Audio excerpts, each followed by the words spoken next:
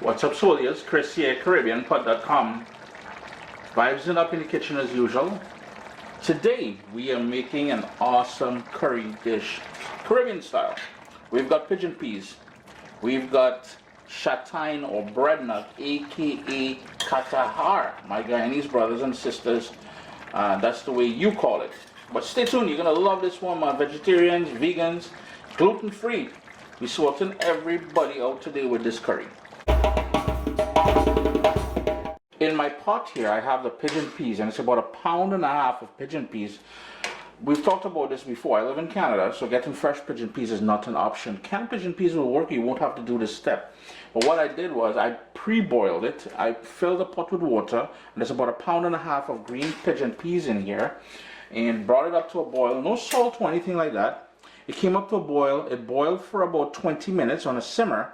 I drained it and I did it again a second time for 20 minutes. So in total, about 40-45 minutes, two sets of water. Just so what I'm gonna do is drain that now and get ready for making this wonderful curry. Now here's the thing. That was frozen pigeon peas, and the Chataigne I'll be using, this was found in the frozen section of the grocery store here in Canada as well. And that is about 1.5 pounds or so. So all I did was, it's pre-cooked as well too, so all you would do is you thaw it out, you would give it a good squeeze, and that's it. Nothing else there to do. And this is what the Chataigne or bread nut looks like once it's out of the bag and thawed out. See, it's already prepared, and you know, it's very convenient because there's a lot of work to prepare this. But this massive piece here, obviously I'm going to shred it a little bit, and I just want to show you something. If you were to squeeze it, see all that water that's leaking out there? We want to get rid of that, and that is why I'm going to squeeze this. Give it a rinse, squeeze it. Well, not in the same bowl, but I'm just going to show you. See all that water? We want to get rid of all that liquid. And then we're going to get to cooking it. I got a nice deep pot here on medium flame, and I'm going to go in with 2 tablespoons of olive oil. You can use vegetable oil if you want more of a coconut flavor. You can use coconut oil. And right away, because my pot is a little bit warm, I've got onion, 1/4 of a scotch bonnet pepper, and some garlic. We'll be adding more garlic, scotch bonnet pepper, and onion later, but for now that's what's going in there, and a bit of cumin seeds. Not too much, about half a teaspoon of that. Just move that around. Now we don't want to burn this, so we're going to turn the heat all the way down to low, as we normally do when we're making curry. After about 3 minutes on that low heat, I'm going in with my Caribbean green seasoning. I'm using a tablespoon of that. And Caribbean green seasoning, if you're new to Caribbean cooking, is just a puree or blend. I store mine in the fridge of all the herbs, along with seasoning peppers and garlic and everything else that we like using in our meat and our vegetarian and our fish dishes. That is the go-to sort of marinade. And if you're looking for that recipe for the Caribbean green seasoning, you can find it on the YouTube channel.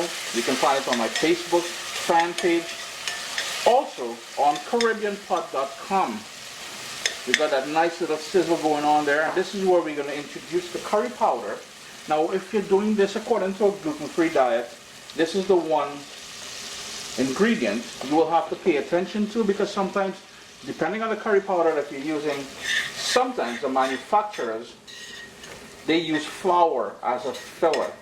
So be mindful of that. I'm using my own thing here. Now, speaking about curry powder, using my own, if you are interested in a cooking class teaching you how to make your very own curry powder, and I'm going to use 2.5 tablespoons of that curry powder, hit me an email at, you know what, go to CaribbeanPot.com, and on the very top you'll see contact, and I'm accepting people for that class. It will be mid-April. So if you're interested in making your own curry powder and learning the art of cooking curry according to Caribbean traditions, hit me up an email and I'll make sure and get you on that list of people who will be on that cooking class. Low heat, and we're going to let that like sort of wet toast in that oil. They fry up and bunjay up, and you know, you're going to get all them spices which makes up that, you know, let me show you what's going on in there. Just look at that. All them spices which makes up a good curry powder. will be screaming at you now. Your kitchen should be having that wicked smell, man. It's been about 3 minutes since we added the curry powder to the pot here. It will go darker. It will take on a sort of a clumping kind of effect. This is where now we're going to add some water.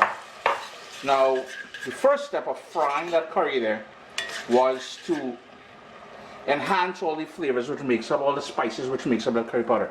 This step here, this water in there, my heat is still on low. It's so fast it came back up to a boil. This is to cook off the rawness of the curry, because if you don't do this step here, in my humble opinion, at the end, when you're eating this dish, you will get a raw sort of curry, sort of pungent, sort of offensive taste on the back of your tongue there. Man, that's a bad curry. Don't be eating that. So we put that water in there now, and we're going to cook that up. As I said, I am using an earthenware pot. You can use a metal pot. You can use whatever pot you have available. You can use it. I just love the way this one here distributes the heat, and I get an even cooking from it. This is also where, remember at the start I said we're going to add some more onion. I like it spicy, so I'm going in with a bit more scotch bonnet pepper, seeds, and the white membrane. If you don't want too much heat, you got to remove that, or you're going to pay the price. It will be very spicy. And a ton more garlic. In total, we use anywhere from 10 to 12 cloves of garlic in this one. The other thing I like doing, Anchar Masala. Visit your favorite West Indian grocery store. You'll get that in there. And Anchar Masala, if you don't have Anchar Masala, use toasted ground cumin. It's a great replacement for it. Cumin, or how do we call it? Geera. Just gonna hit that a stir. And you notice that lovely slurry we got going on in here. Now just look at that. I'm gonna have to tighten in that for you guys to really get a close-up of what's going on here. Oy, just look at that niceness now. Uncle Chris, you get it on, boy. This step here, after we added the onion and all of that, we're gonna give it another 3 or 4 minutes just to slowly cook there. My heat is still on low, as I said, because I want that to really give us an awesome base for this curry. Now what we're going to do, you notice all that liquid has burnt off. You can start seeing the oils that we started off with. I'm going to crank up my heat to high, and I'm going to start adding the Chataigne to the pot. Remember, we washed it and we squeezed it dry with cool water, and this is pre-cooked. I'm just going to stress that again. This has been pre-boiled and then frozen. We're going to hit that a stir now just to coat everything in that curry goodness there. And you see the color we getting already. Now you'll notice my curry color is a bit darker. It's not as green, and I'm not really trying to fight up with that green looking, hot looking kind of curry some people will be dropping here on the YouTube. No, my name is Lou Faringo. You're looking for radioactive friggin' curry? No, stop that. You want something nice and earthy and toasty, and oh, look at niceness, you know. Uncle Chris, you're getting on, boy. Then it's time to add that pre-cooked. Well, it still has a long way to go to be fully cooked all the way through. But that pre-boiled, and we've got a funky looking one in there. Look at that, boy. You wouldn't rubbish. What kind of thing is that? Anyhow, we're gonna give that a stir too. Just make sure you give that a good mix. Remember, the heat is on medium high at this point, yeah? You know, and as a kid growing up on the island, this is not a dish I grew up enjoying together. When I mean together, Mommy either made curry Chataigne or curry pigeon peas. I just trying to do a thing here and put both of them because I think it will work. You know what I mean? You're just going to put both of them together, and then there's all kind of niceness happening in the pot here. I think it's time for me to invest in a bigger spoon, in this little tablespoon here for you.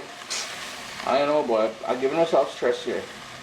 But anyhow, we want that to sort of go there for a couple minutes, and then we're going to add the liquid. So at this point, we're going to add salt as well.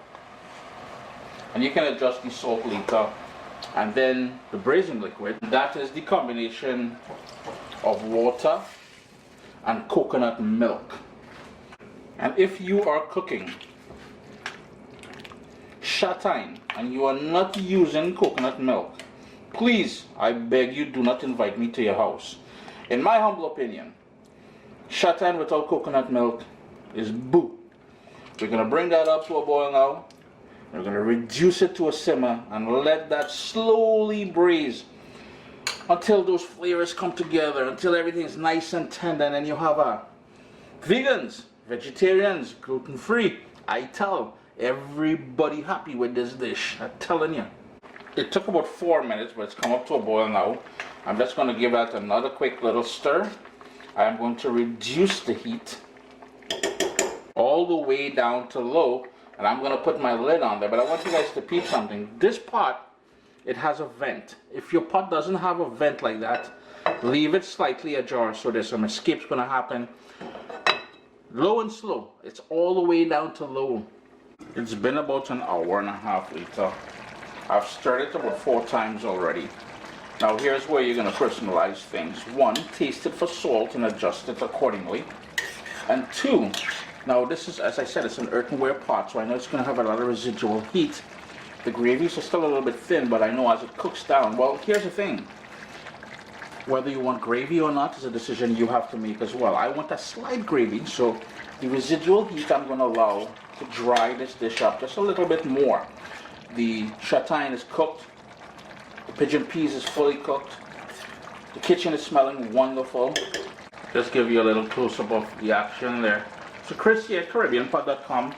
Always a pleasure having you guys here in the kitchen with me. A wonderful vegetarian curry with pigeon peas, chataigne. If you want to add potato in there, you can certainly do that. Always a pleasure having you guys here in the kitchen with me. Remember, personalize it to your own liking, alright?